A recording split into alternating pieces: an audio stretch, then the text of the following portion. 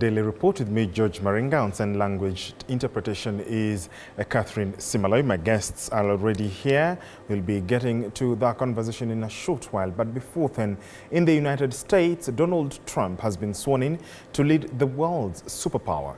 Trump is returning to the White House for a second four-year term as the 47th President of the United States. During the country's 60th inauguration, President Trump makes history by being the second president to serve one term, leave office, and then return to the White House. Moiga William reports. And will, to the best of my ability, preserve, protect, and defend preserve, protect, and defend the Constitution of the United States. The Constitution of the United States. So help me God. So help me God. Congratulations, Mr. President. And with those words, the United States has a new president.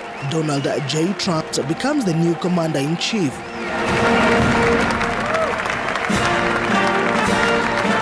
The White House is to have a new occupant, President Donald Trump returning to the White House on Monday with his eyes focused on what he says is making America great again as the 47th president. Our sovereignty will be reclaimed. Our safety will be restored. The scales of justice will be rebalanced.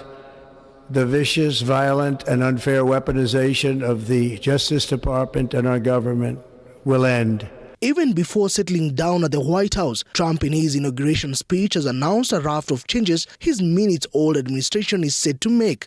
Trump promising he's set to sign a number of executive orders. Today I will sign a series of historic executive orders. With these actions, we will begin the complete restoration of America and the revolution of common sense. It's all about common sense. Trump further outlining the top of his agendas is deporting undocumented immigrants and preventing border invasions. All illegal entry will immediately be halted, and we will begin the process of returning millions and millions of criminal aliens back to the places from which they came.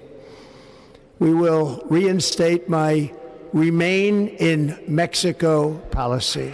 Also, Trump has announced there will be changes in policies, including issues related to transgender individuals in American schools. Already, there are concerns that President Trump may set aside Biden administration policies enacted to address climate change and support abortion rights, among other issues. And we have an education system that teaches our children to be ashamed of themselves in many cases, to hate our country despite the love that we try so desperately to provide to them.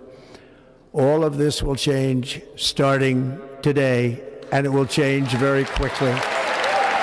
Trump has made history by being the second president to serve one term, leave office, and then return to the White House. This is after defeating outgoing Vice President Kamala Harris in the presidential election held in November 2024. Moiga William, TV 47.